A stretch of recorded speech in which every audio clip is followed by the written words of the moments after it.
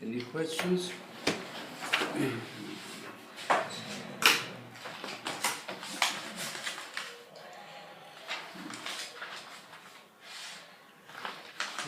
Rabbi, what are we supposed to do? You know, what's going to happen to Yishmael after all of this is done? Okay, we'll go into this. That's exactly what we're working on. So now those of you who have page 43 from Galut Yishmael, which you were distributed a few days ago. Oh, so to go back to this concept of the 15 negative qualities mentioned in the Gemara, which take place in the epoch of the Mashiach, Be'ikvus de Mashiach, and the prophecy concerning the extreme cruel aspects planned by the Bnei Ishmael against Am Yisrael, and especially now we're in a situation, we hope it won't happen, but they're about to sign an agreement to give our enemies the ability to use nuclear weapons against the people of Israel, in the land of Israel. And all these matters are already prophesied that we'll have these threats. And here I'll paraphrase this description of Ha'emet Nederet. Truth will not lead the people of Israel internally. And on the outside, the Bnei Ishmael, they base everything on lies. If there's not truth amongst the people of Israel, then the Bnei Ishmael, they increase their lies that they spread everywhere. And connected to this, I want to say something which has special significance, unfortunately, what's happening in Europe. Because it turns out now that the headline in today's paper, that Goebbels, who was the Minister of Propaganda and who told as many lies as possible, according to the principle, if you repeat a lie again and again, ultimately it'll become the truth. That was his policy of how he brain contaminated Germany and other countries to believe in all the lies about the Jewish people. And it turns out now that they're publishing the diary of Goebbels in Germany, and they make it all public. All the lies and how he prepared them, and the descendants of Goebbels, their heirs, are earning a lot of money through the publication. That's taking place in Germany now. Unbelievable. They're spreading lies. And obviously these lies are used by Yishmael, who worked together with the neo-Nazis. And neo-Nazism is, unfortunately, all rearing its ugly head even in Germany.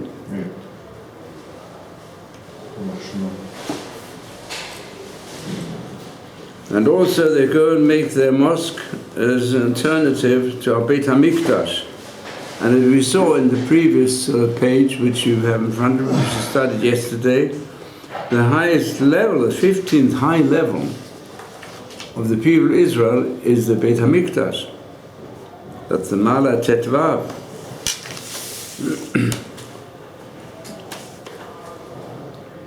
So on the basis of this, we can understand that there are terrible things that happen to us. So on the basis of this, we want to try to understand now a passage in the book of Yeshaya. We turn to, which has to do also with the future Chavle Mashiach, birth pangs of the Mashiach.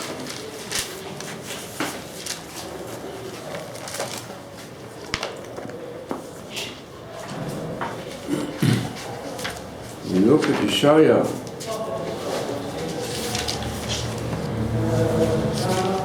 chapter 3, verse 5. In the Jerusalem Bible, what page is that on? 677. On? 677.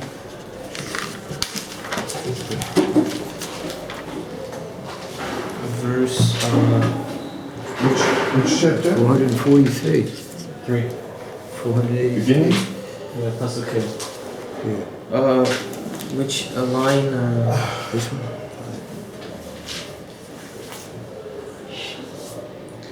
Six, seven, seven. I'm on page 483. 43. 483.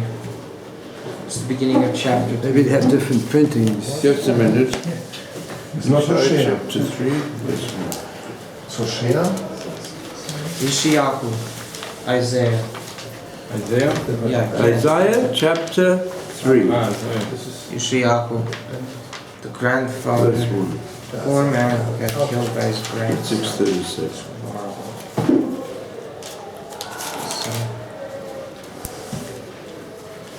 Which page is this? 484. 45. It's page 482 in the Jerusalem Bible. The one you want to read, the English? Yeah, I want. I want to. Go ahead. Go ahead. Oh. Right here. Yeah. And shall come to. Well, let someone read it fast. And it shall come to pass that he No. that is left. No. Well, someone has got the place, page 482, chapter 3, Yeshaya, begins with verse. For behold, the Master, the Lord of hosts, takes away from Jerusalem, from Judah, the stay of the staff, the whole stay of bread, the whole stay of water, the mighty man, the man of war, the judge, the prophet, and the diviner, and the elder, the captain of 50, the honorable man, and the counselor, and the cunning artificer, and the eloquent orator. And I will make youngsters their princes, and babes rule over them. And the people shall be oppressed, every one by another, and everyone by his neighbor. The child shall behave himself proudly against the elder, and the base against the honorable. When a man shall take hold of his brother, of the house of his father, saying, Thou hast clothing, be thou a ruler, and let this ruin be under your hand. In that day shall he swear, saying, I will not be a healer, for in my house is neither bread nor clothing. Make me not a ruler over the people, for Yerushalayim is ruined, and Judah is fallen, because their tongue and their doings are against Hashem, to provoke the eyes of his glory. So, here there's a description of the terrible corruption that will take place in Yerushalayim, the evils that will come.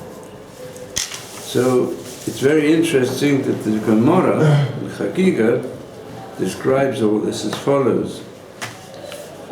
It says there, there's a 14a in Chagiga, that here there are 18 curses that Yeshaya pronounced against the Jewish people.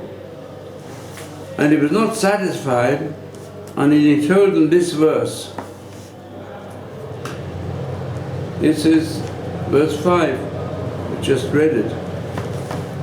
What's the verse? The people will be oppressed man by man and man by his fellow. They will domineer.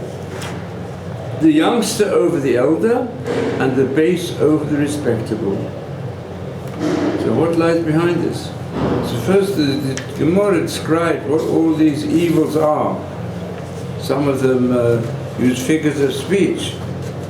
but they're all evils. They say that support and mainstay, that support of bread and support of water.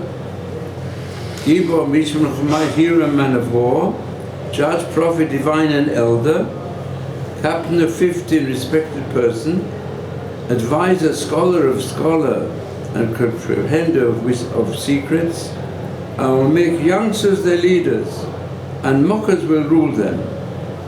And then the way they describe these ancient maledictions, it means those who are masters of the Tanakh, those who are masters of the Mishnah, and then it says there used to be 600 orders of the Mishnah at one time, which had to be learned by heart, which went into all the details. Then they all got lost.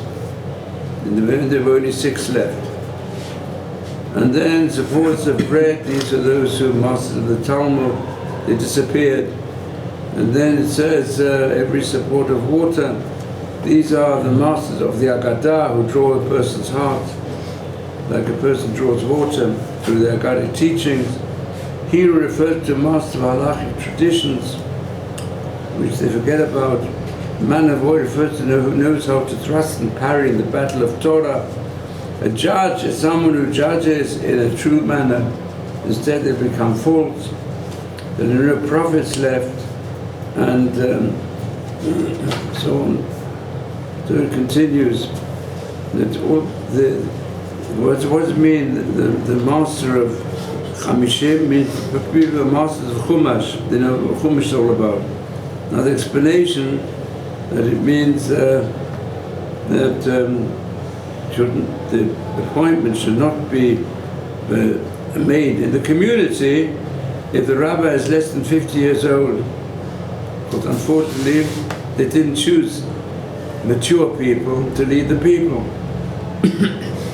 So all these things become corrupted.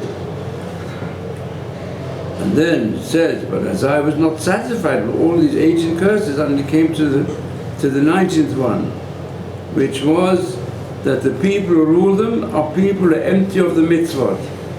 They will domineer of one who is full of mitzvot as the pomegranate is full of seeds. And the base will rule over the decent people. It means a person from grave sins seem like sins. And they'll domineer over someone from light sins seem with grave sins. The ignorant will rule over those who have knowledge, and the virtuous will be suppressed by those who follow vice.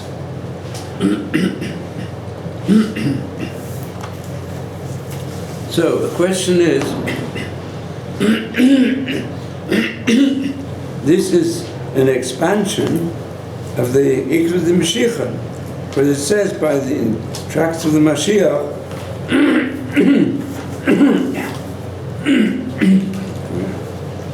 it says the first one, which is one of the marks of the birth pangs of the Mashiach,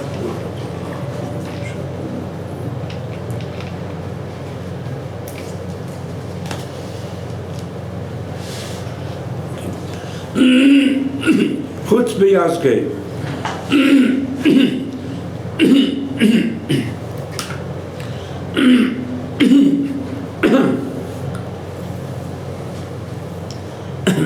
So I'll tell you now, I'll quote you here from the Gaon of Vilna, how he understands this.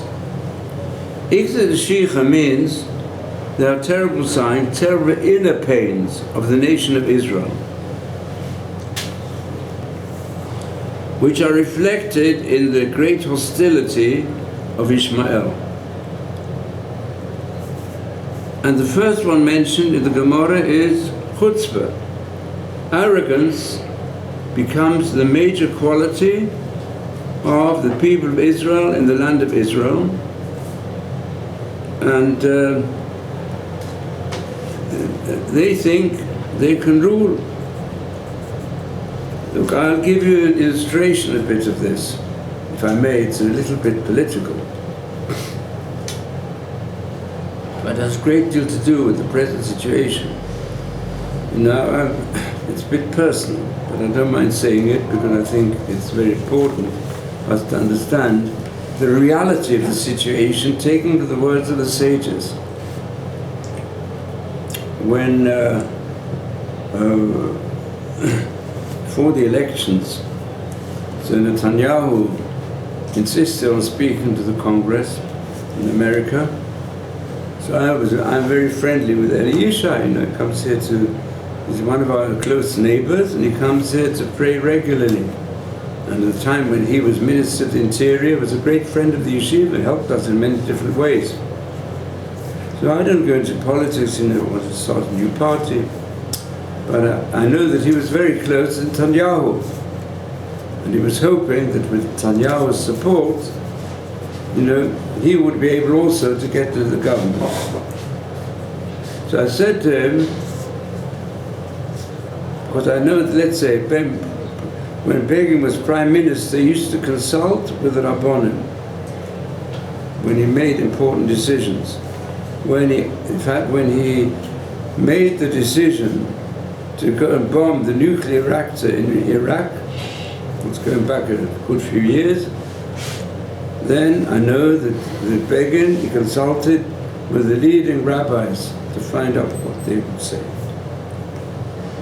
So I said to Eli Yishai, maybe you should speak to Netanyahu before the elections and suggest to him that you should ask the big Gedolei Torah if it's advisable to go and speak in the Congress before the elections.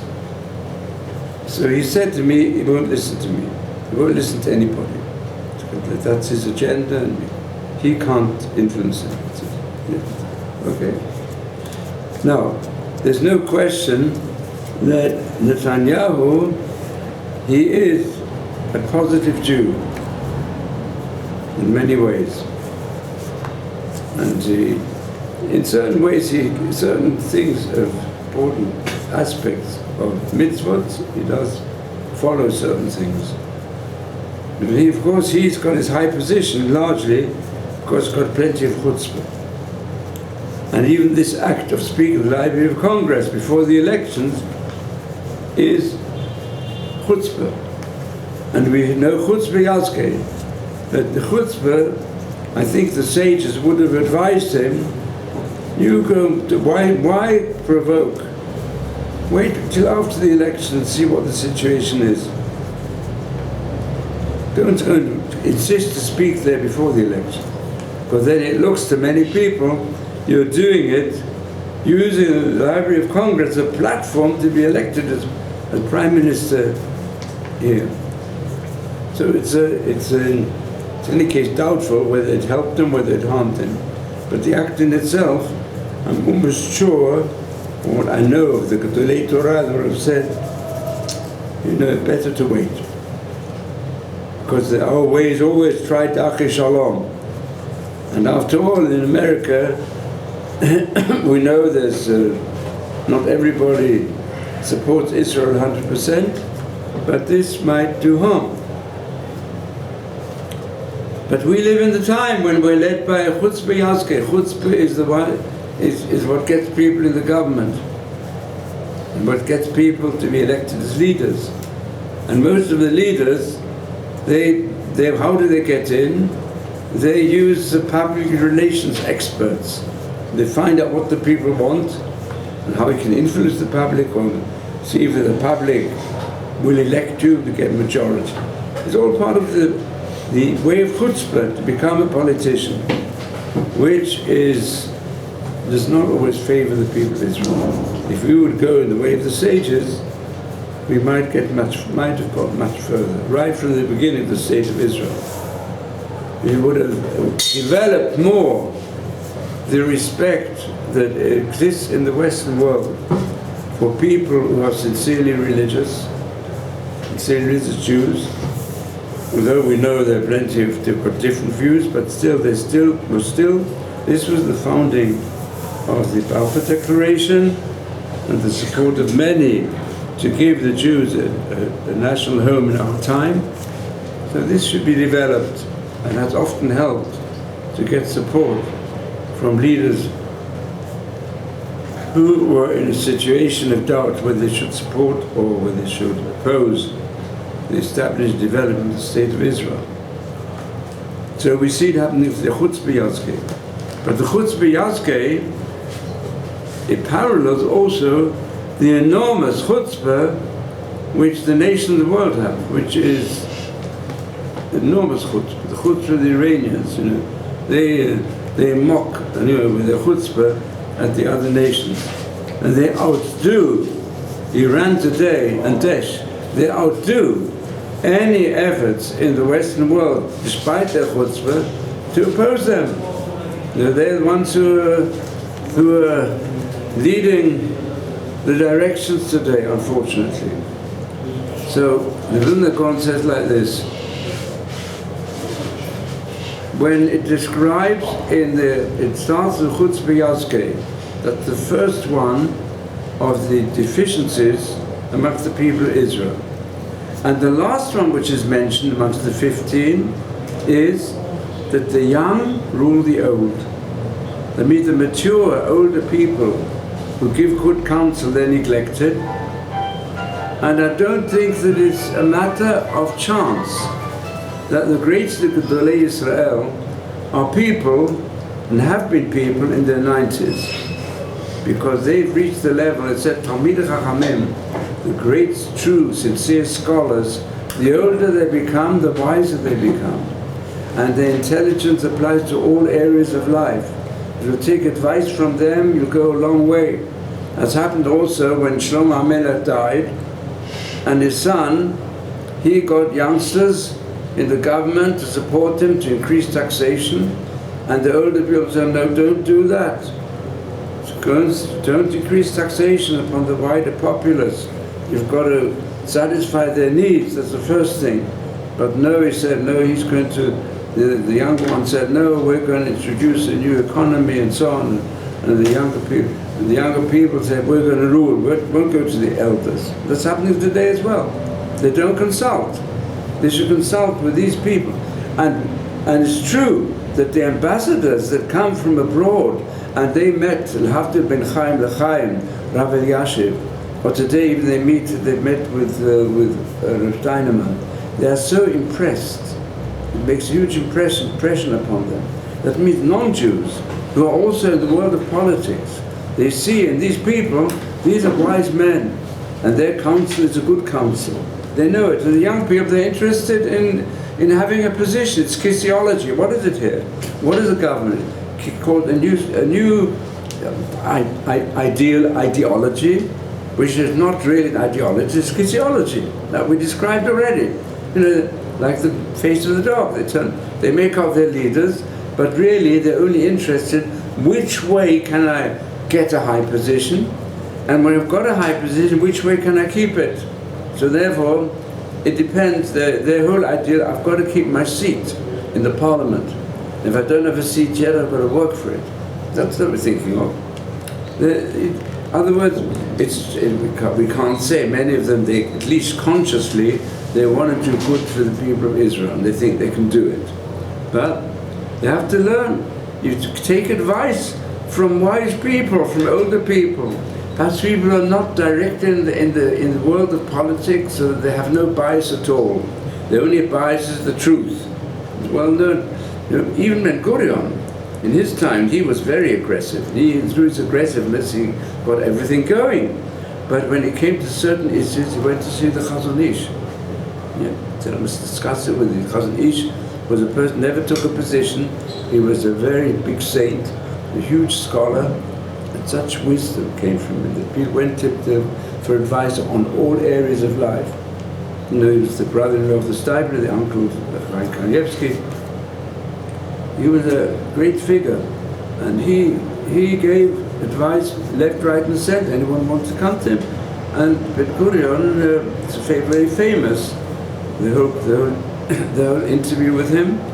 And anyway, he managed to achieve that religious girls will not forcefully be put into the draft for the army. because he thought this is going to influence the whole nation.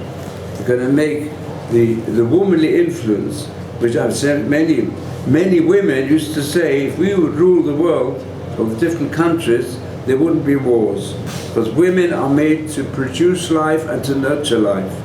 But today, many of the women have become masculine. Of the women said, we've got to be like the men, you know.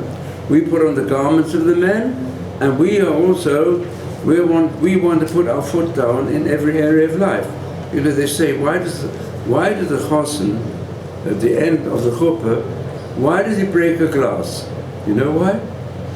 Why does he break a glass? To mourn the destruction of Yerushalayim. That's the true meaning. But what's the witty meaning? The last time he can put his foot down. You know that? Once she gets married, she can't. She'll put her foot down. That's what they say. That's what happens sometimes. But of course, the truth is that the women want to put their foot down. The feminist movement and so on. They say, "Oh, we want to be the rulers. We want to be like the men. They want to emulate the men." As a result, they forget a little bit. Rachamim, compassion, is the root of the word rechem. Why you begin the womb? The womb nurtures compassion. Because without compassion, you can't nurture the embryo, and you can't nurture the little baby. It certainly requires, naturally speaking, biologically speaking, you've got to develop that quality in all areas of life.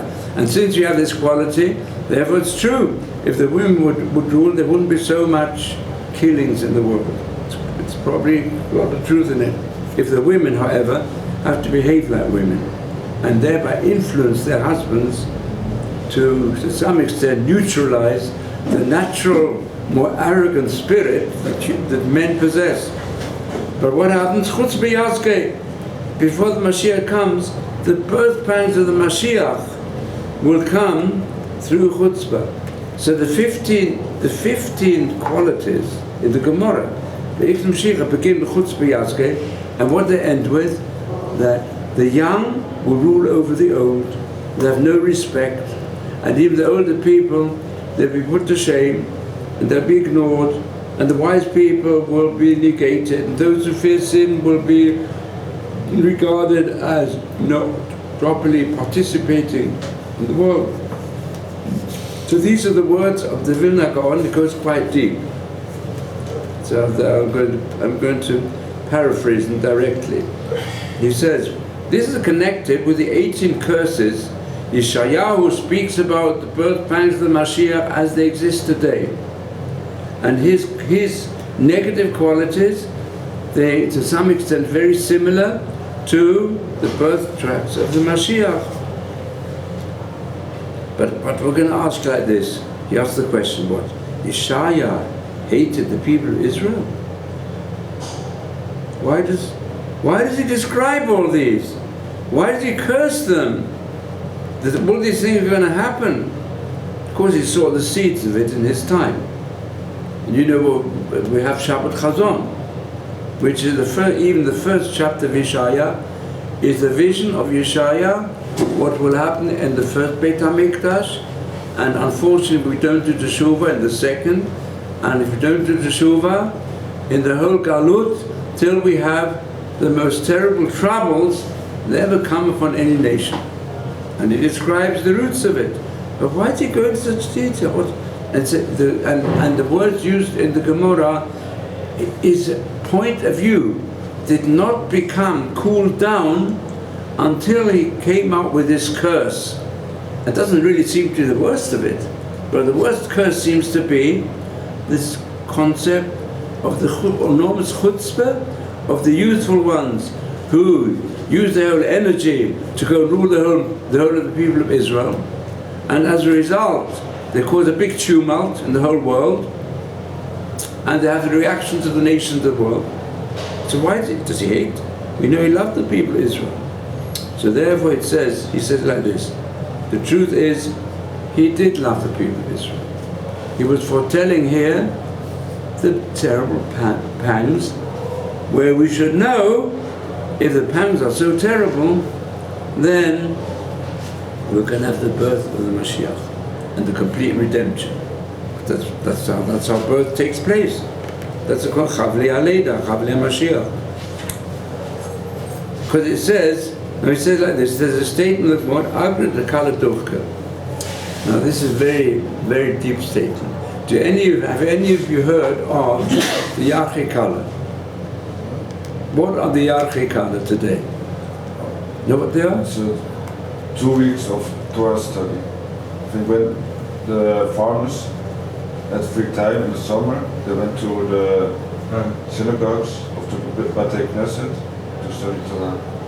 Well, what are the Yachi Kala today? I'm asking you. They've been revived. What's the Yachi Kala today?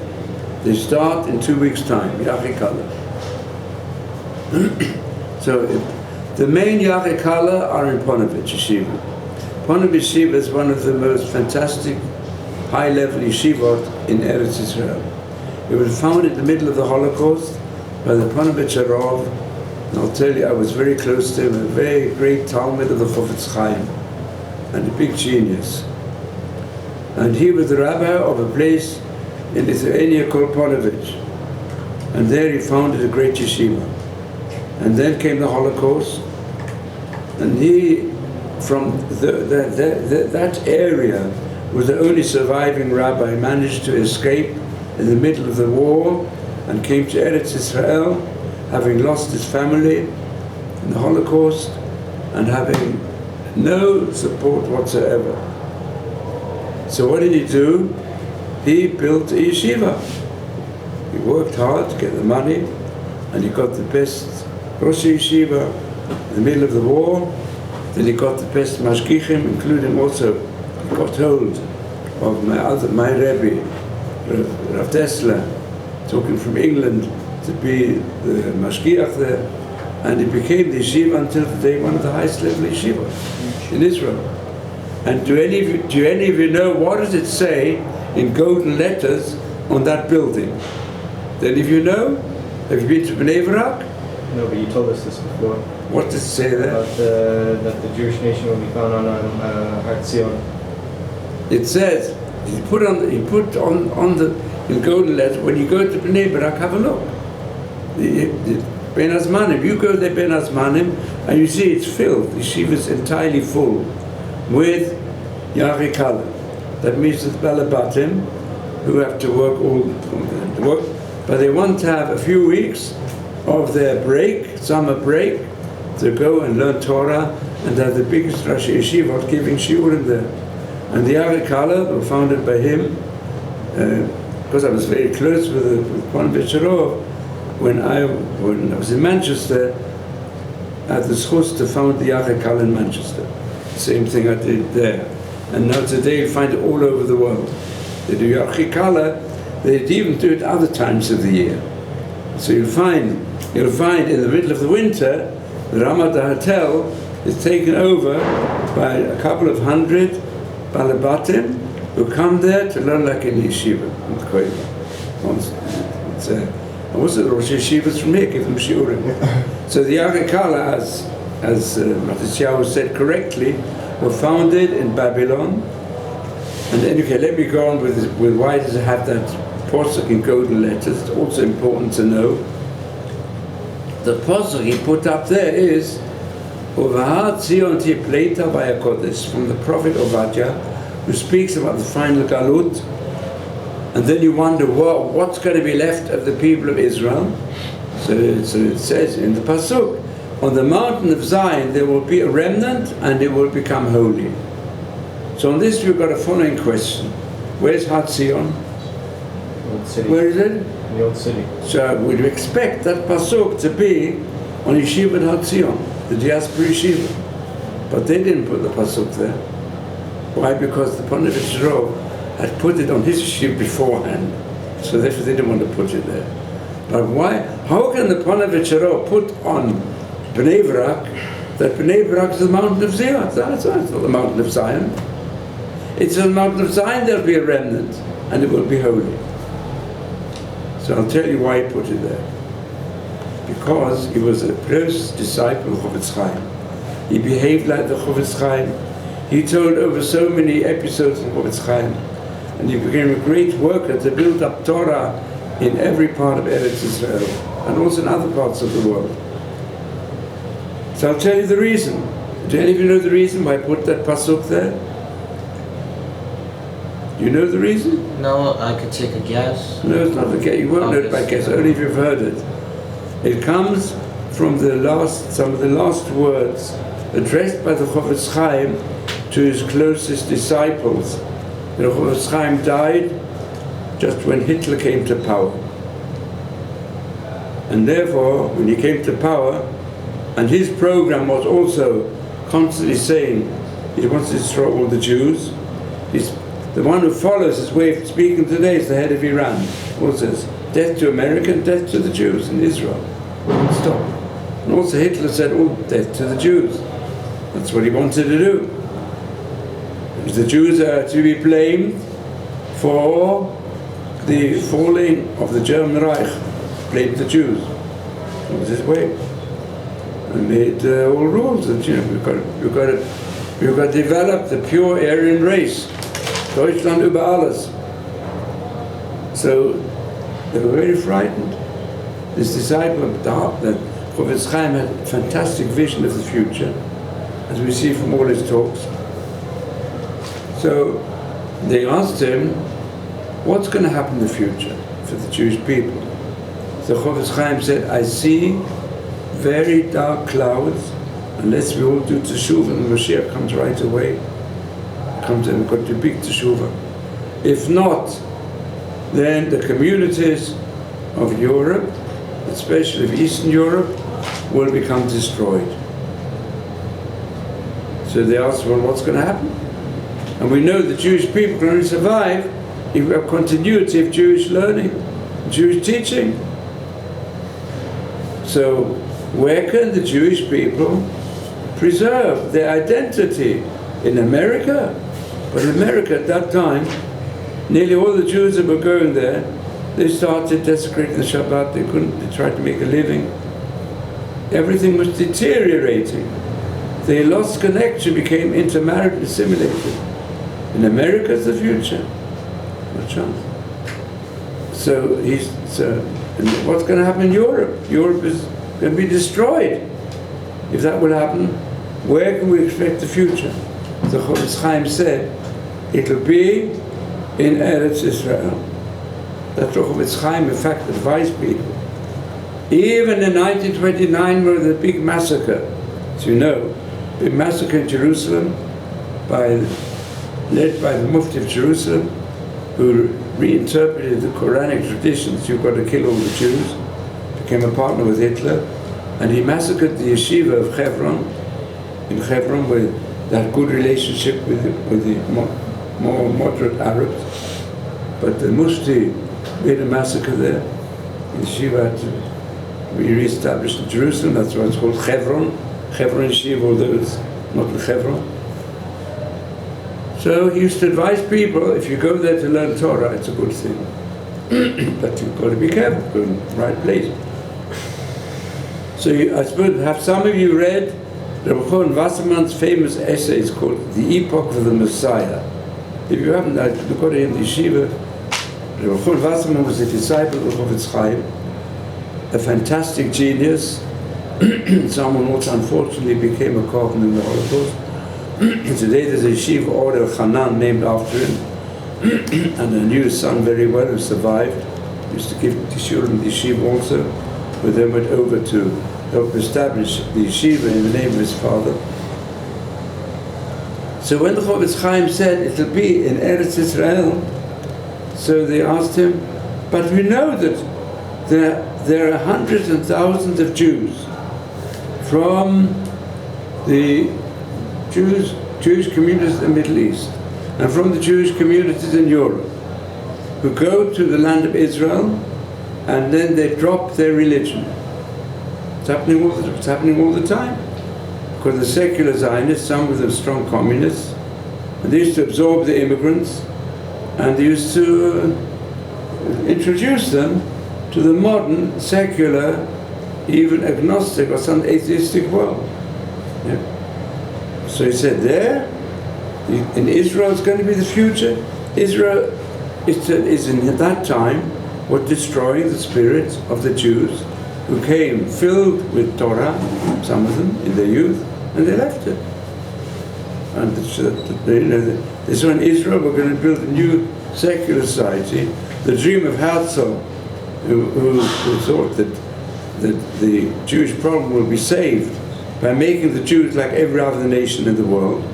And that's why he even went to the Pope to ask if they could become a branch, some of Christianity. And after that didn't work, when he started the concept, Jews have to have a separate national home, he said, the national home can be in Uganda, where it's easier. In Uganda at that time, there's a possibility, one or two other places, where there were no other nations who were going to fight against us. But in the Middle East was a problem because the Muslims didn't want us to go and build up more Jews in what was then part of Jordan. They wanted to have more place for the Muslims. So therefore, Rabbi Chona Wasserman, in that conversation where the Pope was also there, he said, it can't come in Eretz Israel because, it's just such great one-way traffic. They come from the Chadarim, some of them. Even in Europe, they start being influenced a bit by the communist Jewish department, or by the Bund, which was even more secular. So they come to Israel, and they try to remove any restrictions they find in keeping to Jewish traditions. So the Horovitz says in this pasuk, which describes the time of the Mashiach, it says that although Judaism and the Jews are destroyed all over the world, the Har Zion Tipleta, Har Zion there is a symbol, because Zion means direction. It's true there's one place called Zion, but that concept of Zion is Sharim Abtrim Balacha, it's to give direction to life. It's the symbol of Har Zion. And the remnant, V'haya Kodesh, will become holy. So they said, but we see the remnant that gets there becomes unholy. So the Horovitz said, V'haya Kodesh is a Vav Ahipoch. Converse a Vav. It changes things over. In Hebrew it's even better. Vav Ahipoch is a Mapecha. He said there's going to be a revolution from people who unfortunately went the direction of Kodesh. They left Kedusha, but they're going to come back. They're going to make an opposite Mapecha. They're going to revolution against the secularists. They're all going to become religious. They'll become holy. That's what's going to happen. They'll become holy. Because the land of Israel is the place where ultimately, that'll be before the redemption, they'll do teshuvah. So we can say that's the religious revolution which is taking place in front of our eyes in the teshuvah movement. Teshuvah is a mapecha. People have to turn over their lives. And today, at the grassroots level, the vast majority of Jews are ready for teshuvah. Perhaps those who should be helping them along, we're not helping them enough. So that's their zchus in front of Hashem. And on our side, we've got to help. So therefore, he put that pasuk on his yeshiva, because that's where he started his work, to try to make Eretz Israel a place of holiness. And he achieved it to a great extent. He built the yeshiva also in Ashdod, it's also from him. He wanted to build the yeshiva in Tiberia, and he built the Yarchei Kala. That's why I come to this. He tried to bring back Torah to simple Balabat. They don't have time during the year to learn in a concentrated way.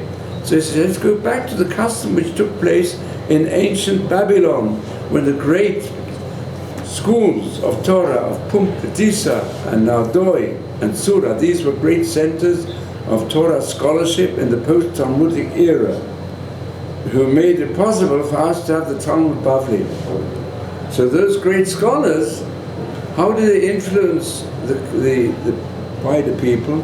They made, in the times, as you said, when they didn't have such after the harvest, when they didn't have so much agricultural work to do, People went, some people were twice a year, some was only once a year, and they listened to the droshes.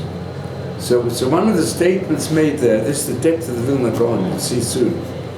There's a Gemara in Brachos which says, Agra de Kala Duchka.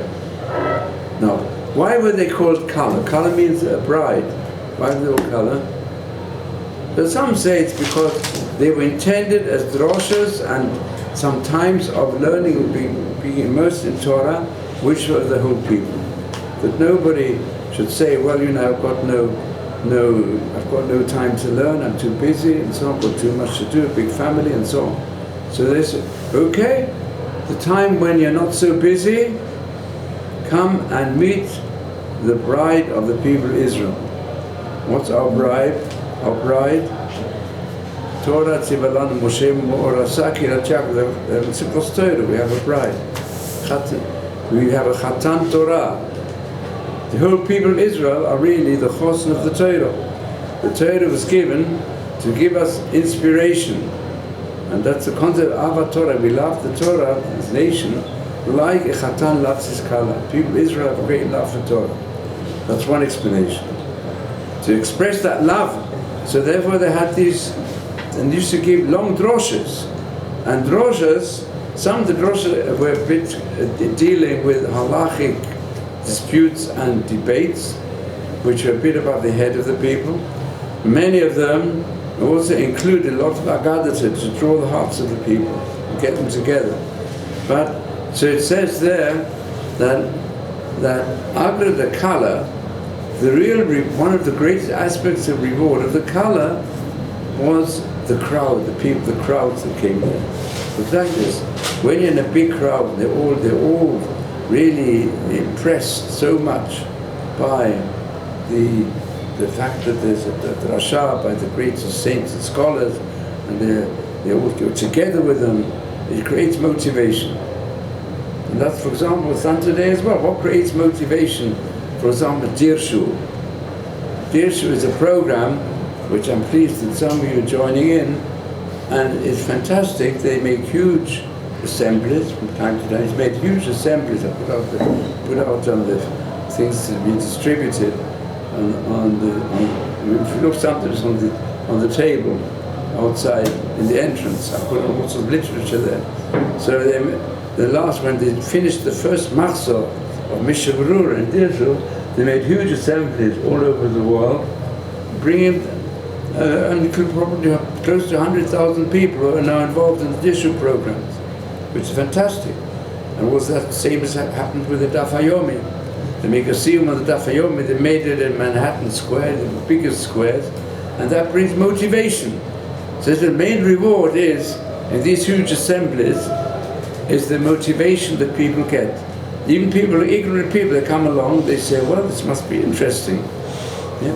So instead of we know that sports events create big crowds, and the big crowds themselves, in fact, produce interest in the sport and excitement. You get excited.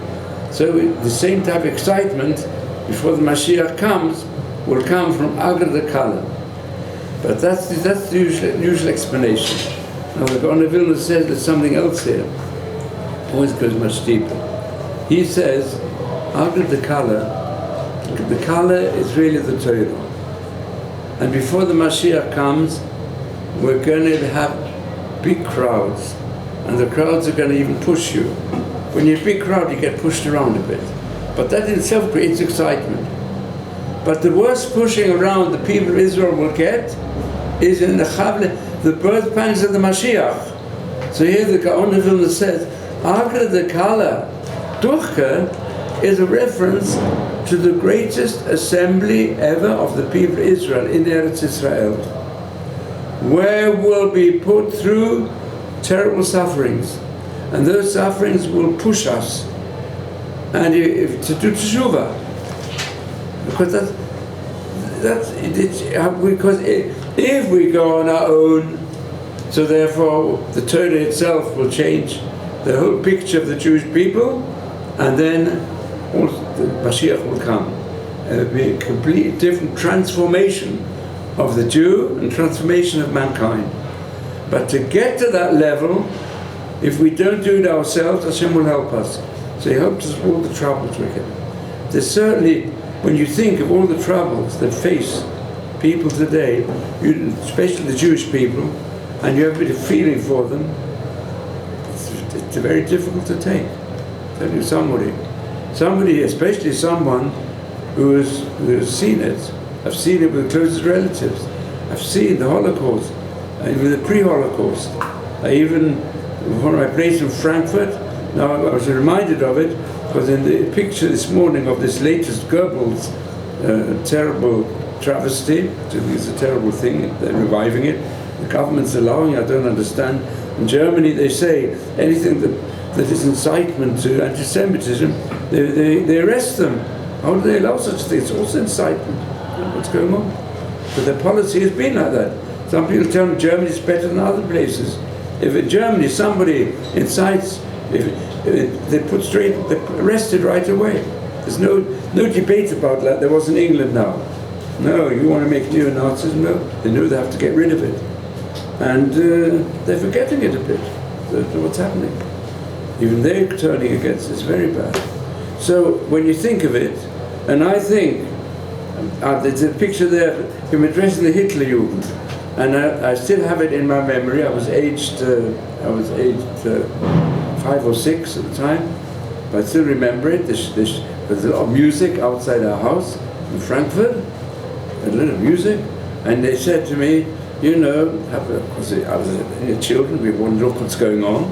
We hear all the marching and the songs and so on, big loud broadcasting, and then there's the voice. I think I even saw him in the front. The voice, the terrible voice of the madman, yeah, of Hitler himself, was heading it. And today I saw a picture of Goebbels himself addressing the Hitler Jugend parade. And so it comes back. And if I know what's the results, my uncle was a rabbi in Frankfurt, and he just called Wasserman. Wasserman, he came to England and America just before the war, and they said, please stay here, don't go back to, they're going to, and when he went back, he said, I can't leave my yeshiva, I can't leave that place. He said, I can't leave, come. She wouldn't leave it. And instead, he came himself, he was killed by the Nazis, the Holocaust. And my uncle the same, my uncle, he was in our house, and my father, we tried to persuade him, please don't go back. I think it was already after Kristallnacht, don't go back, it's too dangerous. What's going to happen? The synagogue they burnt, the big synagogue, he still had his smaller synagogue, and he had a little kehillah. He said, I can't leave. If any Jews of my kehillah are still left, I have to go back to look after them. And then they tortured him to death. And my other uncle, you know, went to Auschwitz. So we've been through it. Baruch Hashem, my parents, they came early enough to make it possible for all of my close family to survive. So we're survivors. But we see the same thing happening today. Why? Because Am Yisrael hasn't done enough teshuva. And one of the reasons they haven't done teshuva because those who should know better, like myself, haven't done enough. I'm wasting my time here on all sorts of things I have to do, in which case I know Hashem has given the koyach to master b'tshuva many more people. Yeah? And if I would have time, I would go and see Lapid, I would go and see those who don't understand this yet, to change them. I had the schus to be able to help a former president of Israel to become more pro-Jewish and understand things better, you know, in Torah. And I know myself, I haven't done what I'm supposed to do. But that's the situation. So here, Agra de Kala, Duchka, he says, all these curses, which we'll be discussing, the curses mentioned by Yeshaya, and the curses mentioned in the 15, curses inward ones of ours, and curses from Ishmael, they are all to bring the redemption nearer. Nevertheless, lo nidkara dato, the mind and vision of Yeshaya did not become cooled down till he said, Yiravu hana b'zaken, that young people They will pride themselves against the Zaken. Zaken means an older person, and it means a person who through life has acquired enough maturity and wisdom to look at the future and know what will happen in the future. They don't just consider the moment. We've got to consider what's going to develop. And often here the politics in Israel, they are momentary politics. They say we've got to do things thinking what's going on today, and they don't look ahead enough. That's what that young people like that. Young people say, carpe diem, each day counts. Let's do what we have to. Let's go and enjoy this day. Let's go and maximize this day. They don't think about the future. But the Chachamim think about the future beyond their own lives. They think about the future of themselves beyond their own life, and the future of the nation beyond the time that they're living. They say we've got to plan, and wise people in Torah know that we've been given guidance. What is a wise pattern? Not from our own minds, it comes from Hashem, through the Torah. That's why the greatest wise men will give us the best advice. And that's why it says we're in the Chumash. You've got any doubt in Torah, you've got to go to the Zakenim. The truth is, Zaken is Zeh Shekana Chochmah. When a person is young, he can also acquire it. But still, he can acquire it by delving deep in the Torah as a young man. Therefore, he acquires almost the wisdom of an old man. But still, the older man has the advantage that he's tested it in his own life, again and again, to remove bias and to think of everything objectively. Therefore, we can see the future better. So he says, when the time will be that there will be an enormous generation gap, that older people will be ignored, then certainly Mashiach will come. Why? Chutzpah will become so strong that it will grow, and that will bring the Mashiach. Why?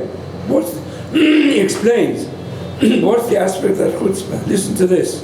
I mean, it's so applicable. One could not.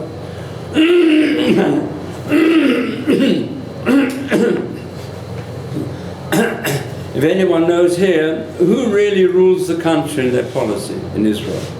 Is it the government? Or is it some other party? Who? The Supreme Court. Mm-hmm. Supreme Court. The Supreme Court, they think they can, look, they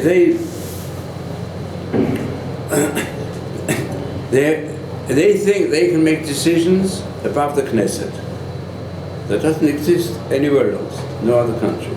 The court, they're supposed to, they're not, the Supreme Court is, also in other countries, it's elected primarily by some members of the Knesset, but primarily by other judges. There are many different courts of justice, and those courts of justice appoint the Supreme Court. And the Supreme Court of Justice have become an elite group, and what they think they can make rules to nullify whatever is decided by the democratically elected parliament. And here in Israel, they go very extreme in the level of democracy, which is not allowed in many other countries. To have in our democracy members of the Muslim community who express an antagonism to the state of Israel. And even, so one of them now, and I don't know what happened then, I think he went even on the protest ship against Israel and pro-Palestinian. And they constantly speak, some of them, against the state of Israel. And we allow them to speak because this is allowing a fifth column, as it were, to develop within the country and endangering us. But democracy is extended to allow them also to bring their case before the Supreme Court And the Supreme Court, they have, depends whom they have, but generally speaking, they have like an elite group where the judges get together, and their policy has been to be very pro-Arab, and generally speaking anti-Haredi, and often not allowing the government, although it's come to a certain majority decision, to follow their decisions. They say, no, we say this is illegal. And somehow they manage to reach the stage where this rules.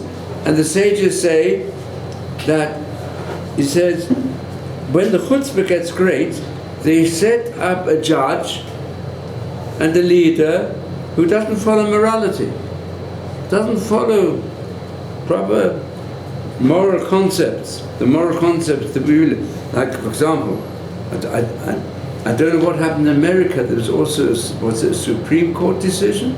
Or was it also adopted by the Parliament in America, by the Congress? A certain, to permit, it says in the Gemara that although the Ami Canaan were very corrupt, they were even corrupt to the extent of looking aside from homosexuality, but they did not arrange a marital agreement, a ketuvah, which should be recognized by the whole of society, a marriage settlement between homos. They wouldn't do that, because that's giving it too much legitimization. Yeah, but in America they've given it. Who gave it? Supreme Court. Pardon? Supreme Court. The Supreme Court? Yeah. Well, does that bind the Congress? It does bind the Congress. Pardon? It does bind the Congress. Pardon? It does. It does? It binds? In the Constitution it does, yeah. Yes, constitutionally, the Supreme Court binds the Congress and the Senate also? Yeah. Yeah? But the Congress and the Senate are the same. Pardon? Congress and the Senate are the same. So they can't overrule it? No, another Supreme Court could overrule it in a different decision. think the states You mean can't there's more overrule than one Supreme Court? No, the states can't overrule it. Anyway, here in Israel, the Supreme Court, they decide things. So when, and this not happen, and the Gemara says, anyone sets up judges who are not really fair, they don't follow fair principles, it's as though they planted a tree god. Because the tree god is a god that brings happiness and brings fertility, but it does the opposite, because you should worship in truth. Yerushalayim calls it, these are gods of silver and gold. In other words, they put all their money, some of these judges, they're really interested also keeping their position somehow, because they paid a lot for it. And he says, that's why the young, they put the elders into shame. But the elders, then they've got to stand up in front of the young. But who asked them to do this? But the chutzpah becomes so great that even the elders, they start listening to these arrogant so-called leaders. And it can even happen to the greatest leaders. Some of the greatest scholars will also become contaminated. And he brings the example of Agrippas. In Agrippas, he was the king, he established himself as king, although he was not really had any yichus to be the king. And says there, because of this, the Jewish people were destined for destruction of that generation, because they flattered him because he had the power, and they didn't protest him. So he says this is the principle of chutzpah. When it becomes very, very strong, we should reflect the Mashiach. So no wonder that, let's say, Chaim Kanievsky, who is a nephew of the Chazon Ish, so he says constantly that we should expect the Mashiach very soon, because we're going through all this period of all these situations of Ishmael, and this is but now the important matter we learn from this is as follows: really this has a connection with Ishmael, because it says in Bereshit that Ishmael is Per Adam, is very wild, and brings all suffering on people of Israel. How did he do teshuvah? As we said before, previous year, it said Ishmael did teshuvah. Once he does teshuvah, if he does teshuvah, and the people of Israel do teshuvah also at the same time, Mashiach will come. And he's going to do teshuvah. If we'll do teshuvah, he'll do teshuvah. And what's his teshuvah? It's in this matter. But Yitzchak claimed, I want to be the inheritor. It was a big chutzpah, he said. And he had chutzpah, and even his mother had chutzpah against sorrow. And he had chutzpah to say that I'm really the firstborn, and he wanted to shoot, and even to kill Yitzchak. So he was driven from the house, but he felt in himself that really he's the firstborn, and therefore everything comes to me. And that's shown in Islam. I'm the firstborn. I gave my life for the Akedah. I am the true son of Abraham. But at the end of his life, it says, when they buried Abraham, the end of Abraham's life, when both Yitzchak and Ishmael came to the Levaya, it says, Vayikbru oto Yitzchak v'Yishmael banav. Ishmael did not protest that Yitzchak should come before him. In other words, he recognized Yitzchak was a greater person than himself. So he lost his chutzpah. And he said, right, I accept the leadership of the people of Israel. I'm going to strengthen the movement of moderate Muslims who say that Yerushalayim belongs to the Jewish people. Like you find, Graf Palazzi is one of those Baalei Teshuvah amongst the Muslims of recent times. He's going back to the concept, which is one way one can interpret the whole of the Quran, that the truth of Islam, there can be partners in recognizing the true Mashiach and recognize the superiority of the interpretation of the Jewish people, that Jerusalem belongs to them. And from Jerusalem will go out peace to the whole world. And we will support it. As you will find the description in the uncensored version of the Rambam's last chapter, where he says, you'll find it, I've got a few more modern versions where they bring from the manuscript of the Rambam, which the censors took out, where the Rambam says that when the Mashiach comes, then Islam world and Christian world will recognize their mistake, and they recognize the superiority of the true word of Hashem found in the Chumash and in our prophets, and they'll participate in the peace movement of the whole world. And there'll be a changeover where the world will be filled with the knowledge of Hashem like the oceans cover the seabed. Amen. Again, no one told me the time. Our backs are to the clock. Huh? Our backs are to the clock. Huh?